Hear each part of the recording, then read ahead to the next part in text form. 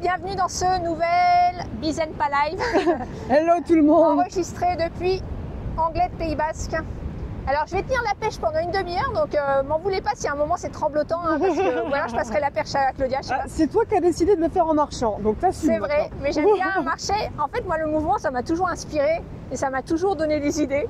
Et là, on avait envie de vous faire un Bizenpa Live un peu improvisé sur un sujet qui nous touche quand même, qui est celui de est-ce que tu es un alien ou une alien pour ton entourage par rapport à l'alien flaque d'eau pour ta vie en fait, dans ta vie d'entrepreneur entre guillemets. Peut-être que tu as décidé d'être à ton compte, de développer ton activité, de te reconvertir et ton entourage il voit ça d'un œil un peu bizarre parce que tu n'as plus du tout la même vie qu'avant, ce qui va peut-être refaçonner ton entourage un peu, ce qui va peut-être refaçonner aussi les relations parce que forcément tu parleras plus des mêmes sujets, tu n'auras plus forcément le même rythme que les autres. Donc parfois ça peut nous mettre un peu à part et on voudrait parler de ce sujet et comment nous on l'appréhende et comment on le vit. Donc, si tu ne nous connais pas encore, j'y vais. Allez, vas-y. Donc Claudia Jaunet, société AcroWeb. Donc je suis coach du web, j'aide les entrepreneurs à avoir une visibilité sur le web, notamment en mettant en place des outils comme le site internet mais sans aucune connaissance technique. Yes. Mon rôle c'est vraiment de vous simplifier la tâche, enfin de te simplifier la tâche et d'avoir des sites ultra simples et surtout qui soient efficaces. Et donc moi je m'appelle Cécile Amiel, je suis coach business et je t'accompagne si tu veux développer ton activité de service dans le domaine du bien-être particulièrement que j'affectionne. Et je t'aide sur la partie com et marketing pour que ce soit vraiment correspondant à ton essence et que tu puisses en vivre. Donc aujourd'hui on va vous parler de ce sujet d'alien. On est tous un peu l'alien de quelqu'un en vrai. Mais moi je le ressens plus particulièrement depuis quelques années. Et quand tu es entrepreneur, finalement, tu es une catégorie un peu à part. Ah, il y a un monsieur qui dit bonjour, alors on va lui dire, non, il est où? Trop tard. Il faisait un petit wave. Sur la plage? Ouais, on peut aller sur la plage, allez. Et en fait, ça m'a perturbée. Et en fait, ouais, le côté alien, c'est quand tu es entrepreneur, tu n'as plus le même rythme qu'avant, en fait. Hein. Clairement, moi j'ai été longtemps, je vivais avec un salarié, d'accord, j'ai été salarié pendant très longtemps.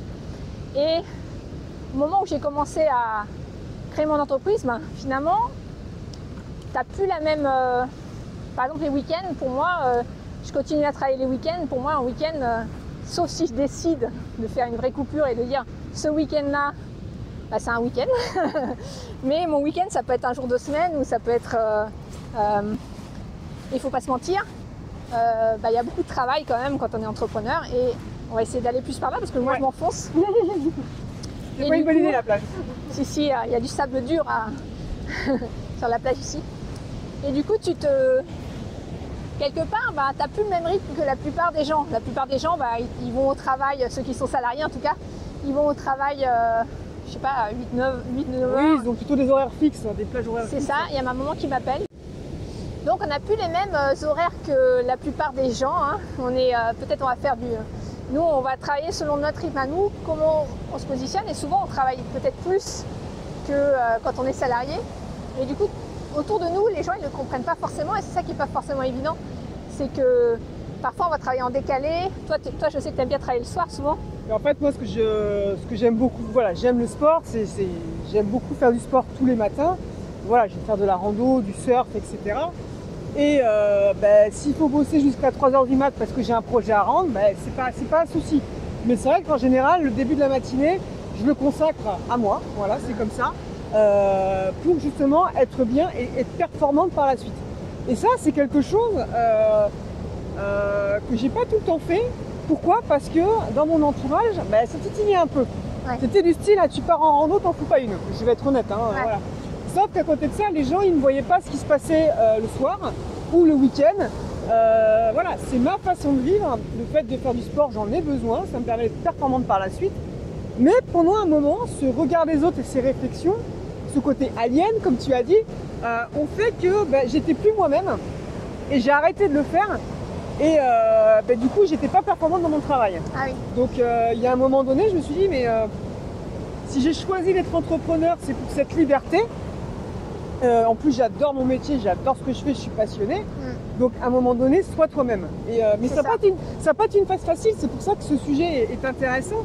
Parce que ce côté alien, ben, je l'ai vraiment ressenti à un moment donné, avec pas mal de réflexions dans mon entourage. Et sauf que oui, c'est ma façon d'être, c'est ma façon de travailler. Et que bah, s'il y a besoin de bosser le week-end, je bosse le week-end. S'il y a besoin de bosser tard le soir, je bosse tard le soir. Ouais. C'est comme ça. J'ai pas d'horaire. J'ai pas d'horaire. En plus, moi, la différence, c'est que j'ai pas... voilà, je serais un praticien humain, un sophrologue, j'aurais mes clients face à face, etc. Moi, le côté est un petit peu différent quand même. Même si j'ai des rendez-vous clients, j'ai aussi beaucoup de travail individuel à faire moi-même. Donc je peux planifier mon travail comme je veux. Ouais. Mais ouais, tu peux planifier comme tu veux. Et bon, moi, c'est pareil, en ayant la majorité de mon activité en ligne, c'est pareil.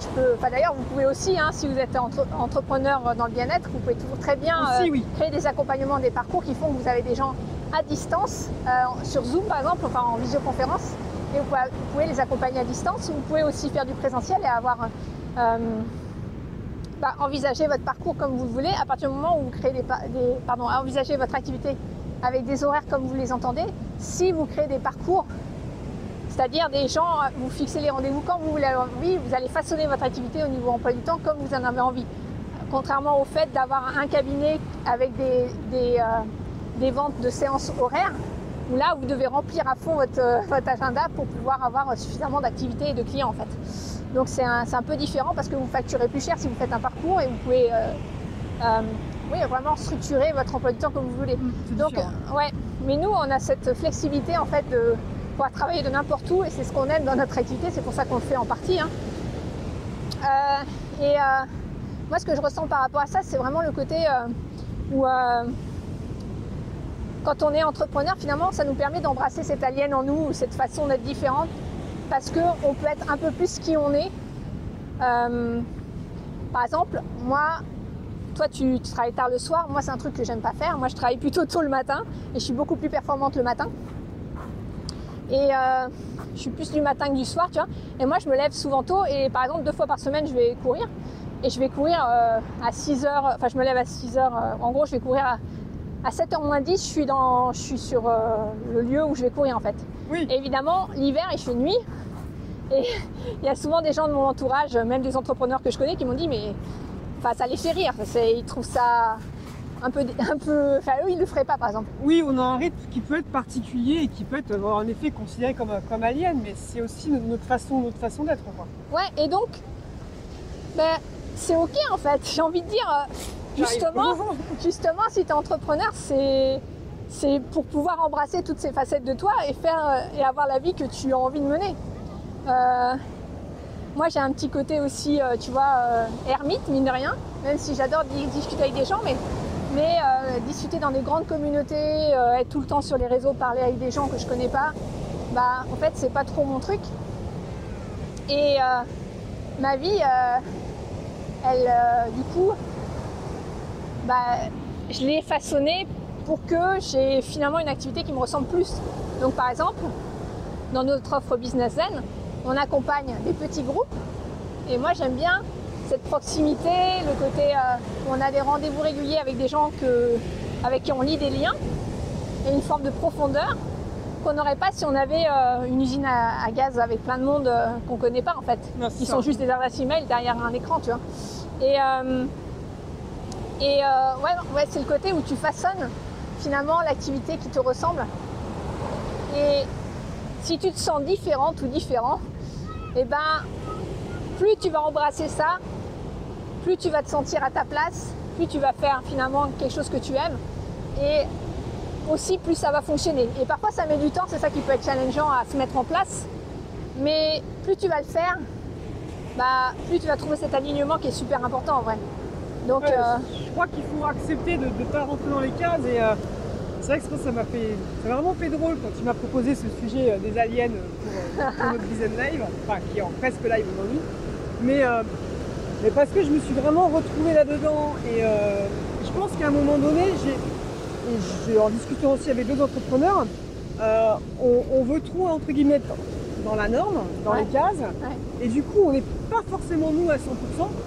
Et du coup, derrière, c'est pas aligné, donc entre guillemets, ça ne fonctionne pas. Ouais. Et tant que tu n'as pas pris conscience que tu as le droit d'être toi-même, et tu as le droit, voilà, et est entrepreneur, il y a des contraintes, mais il y a aussi, surtout, je trouve, cette liberté. Cette liberté, voilà, de planifier ton entreprise comme tu veux, etc. On va juste marcher un peu par là, parce que j'ai pas envie de me faire mouiller les pieds. Oui, parce que l'océan est tout proche, là. Voilà.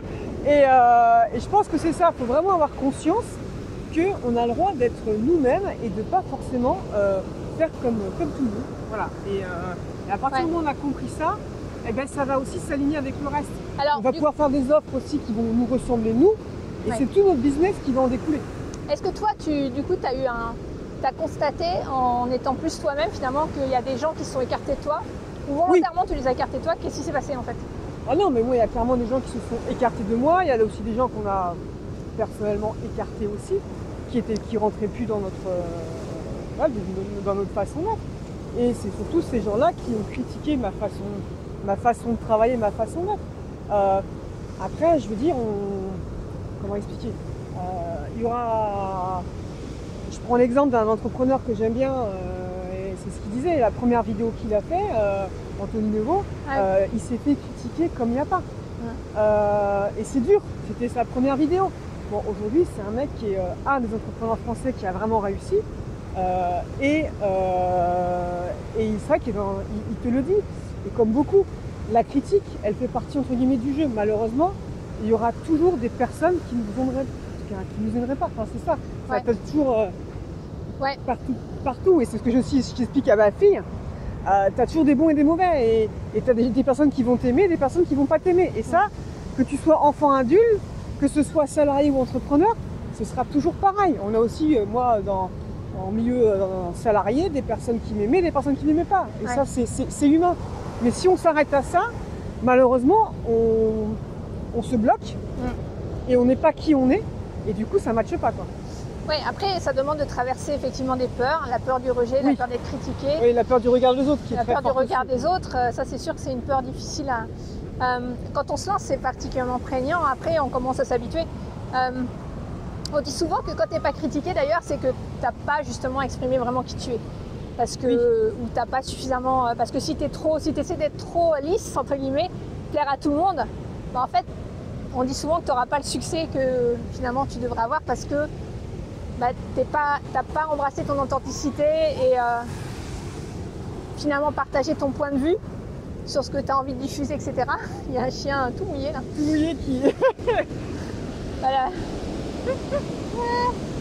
J'ai loupé. Ouais, puis c'est surtout... le chien m'a perturbé, je sais plus ce que je voulais dire moi aussi. Oui, t'as pas embrassé, je disais, toute ton authenticité, si communiquer de manière... sur ce que tu as vraiment envie de diffuser dans le monde en fait. Tant que tu n'as pas fait ça, tu n'auras pas d'ennemis entre guillemets, enfin des ennemis c'est façon de parler parce qu'ils ne vont pas te fusiller sur place, mais parfois les critiques ça peut être ressenti comme une fusillade justement. Et personnellement j'ai pas dû embrasser assez parce que je suis pas énormément critiquée. Mais vous n'êtes pas obligé de commencer aujourd'hui avec cette vidéo. C'est ça. Non mais c'est vrai que de plus en plus moi j'ose exprimer mon point de vue. Avant, je le faisais pas. Pourquoi? Parce que je me disais, ça, c'est déjà été dit, tu vois. Il y a déjà plein de gens qui parlaient de ce sujet. Ce sujet-là. Ils pensent, certains pensaient la même chose que moi, donc je me dis, c'est voilà. Donc j'ai pas besoin de le dire, tu vois. Oui, sauf qu'on s'exprime différemment. Et c'est pareil. Ce qui se passe aussi, c'est que tu as une personnalité, tu as un savoir, et tu as tout ça, tu as une connaissance, une expérience. Et tout se mélange.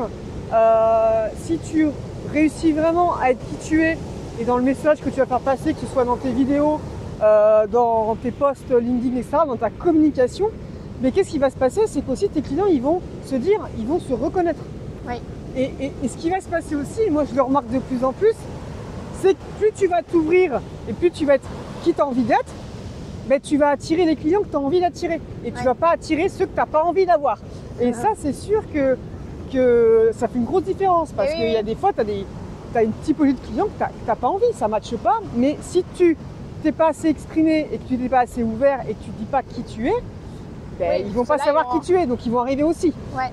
Et ça, je trouve que ça m'a fait vraiment une différence depuis quelques temps. Même. Oui, c'est ça.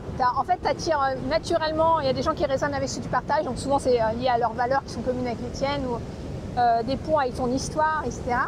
Et c'est vrai que plus tu te montres, en fait, plus tu vas dire qui tu es, et du coup il y a des gens qui vont matcher et il y en a d'autres qui vont pas matcher, et c'est tout à fait ok. Mais c'est vrai que ça demande aussi de se détacher de ce regard, justement, parce que parfois on peut être un peu accro, justement, associer sa propre valeur personnelle à ce que pensent les gens de nous. Oui, ça c'est encore autre chose. C'est-à-dire, si les gens m'aiment bien, ça veut dire que je suis quelqu'un qui va les aider, qui est bien, etc. Si les gens m'aiment pas, c'est que je fais pas les choses assez bien, alors que ça n'a rien à voir, ça leur appartient d'une certaine manière. Et même en tant que, tu vois, ça c'est un truc sur lequel je suis même en train de travailler encore aujourd'hui, tu vois, le côté où quand on accompagne des clients, moi quand il y a un client qui n'a pas les résultats qu'on avait vus ensemble au départ, souvent je me remets vachement en question en vrai. Je me dis, je suis nulle, j'ai pas pu l'accompagner où il veut. Et en fait, en discutant avec d'autres personnes, parfois, quand on parle de la situation, on se rend compte que quand tu as un client et un fournisseur qui est sur moi, le coach, il faut qu'il y ait un engagement des deux. Parce que toi, tu as une obligation de moyens, et si la personne ne fait rien derrière ou elle passe pas à l'action parce qu'elle a ça peut pas marcher non plus. Et ça, c'est vachement dur, je trouve, quand... de pas associer, de pas remettre en cause sa valeur. Quand il n'y a pas le résultat derrière. Quand il n'y a pas le résultat derrière.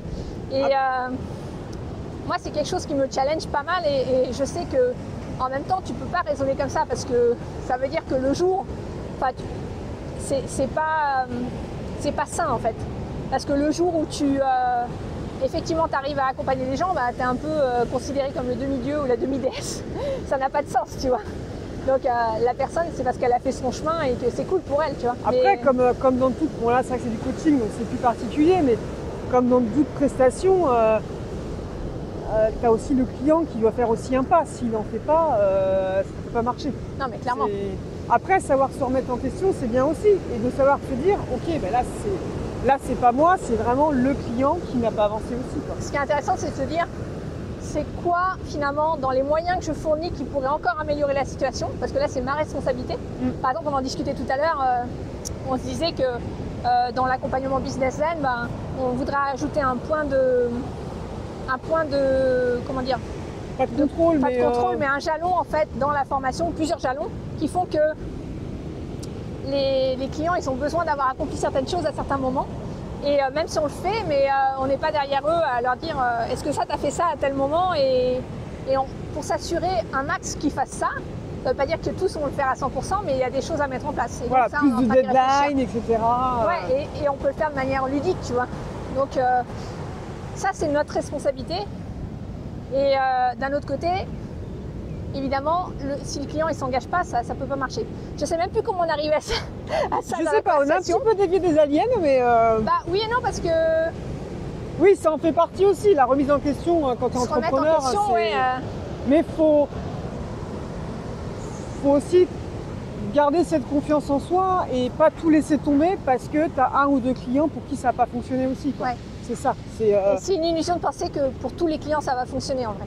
Parce que on pourrait se dire qu'on fait le maximum évidemment pour que ça arrive, mais avoir 100% de clients qui passent à l'action et qui implémentent tout ce que on met en place ensemble et qui ont les résultats, c'est un peu, je pense, une illusion de penser ça. Si tu regardes vraiment les choses dans tous les programmes, moi combien de fois, déjà la première en tant qu'élève, j'ai acheté parfois des formations et je suis pas allée au bout, tu vois. Et c'était pas la faute du formateur en vrai. C'était parce que, alors oui, il peut y avoir encore une fois des choses qui sont mises en place et qui font que tu vas réussir plus. Par exemple, le fait d'avoir ce qu'on appelle en anglais le accountability, de rendre des comptes, tu vois, ou de faire des choses en binôme, en trinôme pour aider, etc. D'avoir des points de contrôle, des trucs d'auto-évaluation. Mais il y a un moment où si la personne ne fait pas, c'est sa responsabilité entre guillemets. Et quand je dis sa responsabilité, c'est pas une histoire de culpabilité, hein. C'est plus le côté où peut-être que j'ai des blocages qui font que j'arrive pas à passer à l'action, peut-être que j'ai des croyances limitantes. C'est important parfois de venir les challenger, tu vois. Mais c'est ça que j'adore dans l'entrepreneuriat, tu vois Claudia, c'est le côté où en fait on est tout le temps en évolution et en progrès. Et c'est vraiment un chemin de développement personnel. C'est pour ça que je dis qu'on est des aliens, parce qu'on façonne notre vie au fur et à mesure avec ce qu'on a envie d'y mettre dedans.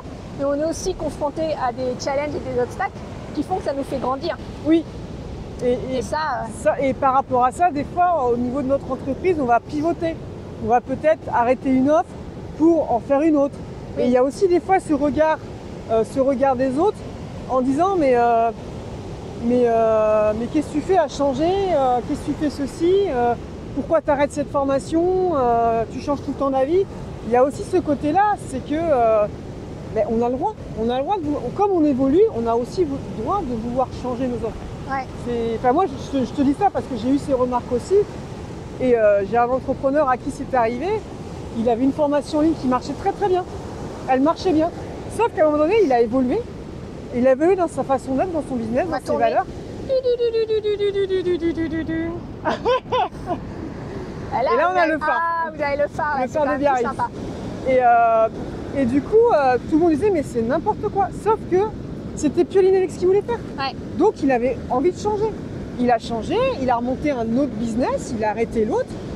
Forcément, ça a mis du temps parce que tu recommences pas tout de A à Z, mais bon, tu as quand même pas mal de choses à mettre en place. Ça a mis du temps à fonctionner, mais son nouveau business a fonctionné. Ouais. Et c'est pareil, il aurait écouté son entourage, il n'aurait pas changé de business. Et le problème, c'est qu'il n'aimait plus ce qu'il faisait. Donc il y a ça aussi, c'est en tant qu'entrepreneur, on a cette chance, pour moi c'est une chance de pouvoir évoluer, grandir et quelque part des fois faire un petit peu autre chose ou complètement, suivant les personnes. Ouais. Et de savoir, entre guillemets, il faut toujours écouter l'extérieur, mais de savoir dire non, c'est ce que je veux faire et je change quoi. Ouais, parfois on peut se planter aussi. Oui, parfois on peut se planter aussi, bien sûr, mais tu apprends toujours de tes erreurs, donc c'est pas profane. Moi je trouve que ce qui aide vraiment, c'est comment dire, moi ce qui m'aide en tout cas, c'est tout le travail que j'ai fait sur justement vers où j'ai envie d'aller, mais plus dans la vision absolue. Global, ça ne veut pas dire que je vais atteindre tout ce que je veux, mais le fait de l'avoir posé et d'avoir défini mes valeurs et ce que j'avais envie d'expérimenter, ça m'a donné une direction. Et après, que je mette, quand on a défini ce qu'on veut comme vision en fait globale, derrière on peut y mettre ce qu'on veut, on peut vendre ce qu'on veut en fait, du moment que c'est en alignement avec ça. Je te donne un exemple, moi, ma grande vision, je ne sais pas quelle est la tienne, mais moi ma grande vision c'est lié à mon histoire d'enfant qui s'est sentie différente, pas acceptée telle qu'elle était. En vrai, c'est moi qui ne m'acceptais pas telle que j'étais, en vrai. Mais je me sentais quand même différente dans le sens où j'aimais pas faire les mêmes choses que les petites filles de mon âge. J'étais plus à aller connecter à la nature, être dans les arbres, faire du vélo dehors, faire des activités plus garçon manqué entre guillemets. Quand les petites filles de mon âge, elles étaient plus à jouer à la poupée, enfin des trucs stéréotypes, mais ce qui est vrai. À l'époque en tout cas, et je me suis sentie différente et je me suis vraiment j'ai senti que être dans quelque chose de très conventionnel avec l'école, etc. et toutes les injonctions de la société où tu dois avoir un CDI, travailler, marier, avoir des enfants, etc. Même si je suis passée par toutes ces cases presque, c'était pas ce qui permettait de s'épanouir le plus et de vraiment embrasser qui on était. Et aujourd'hui, ma vision, c'est vraiment de faire en sorte que chaque enfant se sente libre d'être qui il est en fait et d'exprimer ce qu'il a envie d'exprimer. Et après, je suis passée par les parents finalement pour aider à faire ça, pour avoir une meilleure communication et aider les enfants finalement à être qui ils étaient. Et aujourd'hui, j'aide les adultes à faire ça, c'est-à-dire à trouver quelque part leur place parce que parfois... on a été des enfants parfois brimés ou des jeunes adultes brimés et on n'a pas toujours fait ce qu'on a eu envie de faire. Et quand on se reconnecte à ses dons, à ce qu'on a envie d'exprimer dans le monde, moi j'adore à travers le marketing faire ça, c'est-à-dire permettre aux gens finalement d'être un peu plus qui ils sont, d'intégrer toute leur singularité, leurs facettes dans une activité qui leur ressemble, avec un marketing qui leur ressemble, en faisant quelque chose dans lequel ils s'épanouissent. Ça, c'est ma grande vision. Ouais, et puis c'est super intéressant ce que tu dis parce qu'on a des fois tendance à vouloir différencier le côté pro et le côté perso. Et là, avec ce que tu viens de dire, on se rend bien compte qu'on ne peut pas le différencier. Non. C'est-à-dire que nous, nos valeurs, nos croyances et tout ça, ça va aussi s'intégrer dans le côté pro. Et on peut pas dissocier les deux. Et je sais que moi, j'ai beaucoup dissocié les deux pendant longtemps. Et du coup, j'ai toujours voulu rentrer dans le moule, dans les cases, etc. Alors que c'est pas moi. Alors c'est justement, comme le côté différent et tout, voilà, je me retrouve complètement là ce que tu as dit tout à l'heure. Et il faut bien comprendre qu'en tant qu'entrepreneur, si vous ne travaillez pas sur qui vous êtes, votre pourquoi, vos valeurs, votre vision, et votre vision à court, moyen et long terme, en tant qu'entrepreneur, mais aussi en tant que personne, ça ne fonctionnera pas. Il faut vraiment matcher les deux. C'est hyper important de lier ces deux côtés pour avancer, quoi. Ouais, et alors, moi je connais des entrepreneurs qui s'oublient un petit peu à travers le process. Oui, il y a ça aussi, oui. Parfois, ils le payent cher, quoi. Soit en burn-out, soit... Enfin, ça finit souvent pas très bien, en vrai. Parce que... moi, en tout cas, l'entrepreneuriat, je le vois vraiment quelque chose de très long terme. C'est-à-dire, je me vois pas faire autre chose, mais... Parce que j'ai l'impression d'être un bébé entrepreneur, en vrai. Dans le sens où... même si ça fait 11 ans que j'entreprends, mais... J'ai tellement à découvrir, on a tellement à découvrir sur soi et sur notre fonctionnement, à faire péter des croyances qu'on a limitantes. Moi, j'en découvre tous les jours. Là, en ce moment, je suis un programme sur l'argent. C'est vrai que au fur et à mesure des questionnements, je me rends compte que j'ai beaucoup de croyances limitantes là-dessus, alors que je pensais pas en avoir tant que ça, en vrai. Mais en fait, on arrive à déceler des choses qui datent d'il y a longtemps, de l'enfance, etc. Et c'est super intéressant. Les questionnements qu'on peut avoir personnellement, c'est ça, de se dire que c'est ça qui va débloquer finalement des choses dans notre activité professionnelle, dans notre business. Les deux sont vraiment liés. Ouais, et on le sait, mentalement, on le sait, on oublie tout le temps. Mais le vivre, c'est encore autre chose, tu vois. Le vivre et faire ce travail-là. Et c'est pas... tant qu'on l'a pas fait, en fait, on peut se retrouver coincé à des paliers et pas comprendre pourquoi on n'arrive pas à avancer, chercher de nouvelles stratégies, et se dire que si ça ne fonctionne pas, c'est parce qu'on n'a pas la bonne méthode, ou parce qu'on n'a pas suivi la bonne formation, ou parce qu'on n'a pas appliqué les bonnes clés, etc. Alors qu'en vrai, c'est souvent une question d'énergie interne, de croyance, de peur derrière ça. Et tant qu'on n'a pas embrassé ça, en fait, voilà. C'est pour ça que ça nous aide à être un peu plus... certes l'alien de certaines personnes, mais un peu plus se retrouver en tant que personne authentique. Oui. C'est comme si on enlevait des couches, quoi. Moi, l'entrepreneuriat, en tout cas, ça me permet, de la même façon que le couple, tu vois. Le couple t'apprend énormément sur toi. Oui. L'entrepreneuriat, c'est un peu la même chose. C'est parce que tu es confronté à des problématiques, à une évolution finalement de ton activité, que tu t'es confronté à l'évolution de toi-même. Je trouve ça hyper passionnant. Et c'est vrai que si tu n'es pas prête ou prêt à faire ce chemin de connaissance de soi, de passer des caps, ça demande un peu de courage, hein, faut pas se le cacher. Et c'est difficile de réussir, je pense, dans l'entrepreneuriat. Enfin, je sais pas ce que tu en penses, mais... Oui, parce que c'est vrai que cette évolution peut faire peur aussi des fois. Ouais. Cette prise de conscience aussi peut faire peur. Ouais. Et des fois, il y a des choix à faire qui ne sont pas forcément évidents, que ce soit perso ou pro, pour que justement allier les deux et pour que ton business fonctionne. Et tu fais un demi-tour. Ah non, je regarde un peu le... Il n'y a pas de surfeur là. Non, il n'y a pas de surfeur. Aujourd'hui, c'est bizarre d'ailleurs. Ah, ça bouge un peu trop quand même. Ouais, ça bouge, et puis parce que peut-être on n'est pas le week-end aussi. Mais tiens, regarde, là on est sur la plage en train de tourner des vidéos. Il y a quand même plus difficile comme métier, non? C'est ça. Bon, après, il faut les monter, il faut les poster, voilà, il y a du boulot derrière. Ouais, les gens ne se rendent pas compte en vrai souvent du travail qu'il y a à faire. Oui, là on va me dire, t'as passé ta journée à la plage à tourner des vidéos. Oui, mais bon. C'est vrai. Mais en même temps, on l'a choisi, quoi. Oui, après c'est pas... On a choisi, en fait, ce qui est chouette, c'est d'embrasser les bénéfices et les contraintes de chaque activité. Parce que oui, il y a des contraintes, mais si tu veux avoir les bénéfices qui sont d'être libre de ton temps, de choisir qu'est-ce que tu fais de tes journées, comment tu les vis. Tu planifies. Enfin, moi, c'est vraiment la vie d'entrepreneur. C'est vraiment il y a des contraintes, c'est sûr, on va pas se le cacher. Mais moi, c'est cette liberté de gérer ma vie, perso et pro à la fois, comme je l'entends. Et ça n'a pas de prix. Ah, ça, c'est un vrai luxe. C'est ce qui fait que on va pouvoir partir en voyage au bout du monde et continuer à bosser si on a envie depuis cet espace-là. C'est ça. De partir en pleine semaine faire des choses, etc. Ça, c'est le côté bénéf. Mais le côté contrainte, c'est effectivement que peut-être tu bosses plus que d'autres. Peut-être que tu vas faire plus d'efforts sur certaines choses. Peut-être que parfois tu fais des choses que tu n'aimes pas trop faire.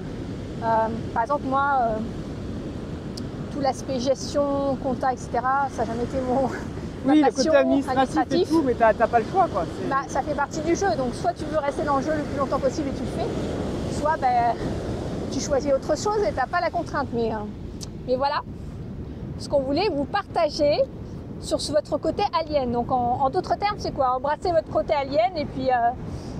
Rester, accepter d'être vous-même et c'est une chance, quoi. C'est vraiment, vraiment une chance, ouais. Et donc, si vous avez aimé cette vidéo, on va essayer de ne pas se faire tremper les pieds, un petit pouce. Vous pouvez, si vous voulez, nous laisser un commentaire. N'hésitez pas, juste en dessous, nous laisser des commentaires. Ouais. Voilà, c'est quoi votre vision à vous, en fait? Quel alien vous êtes?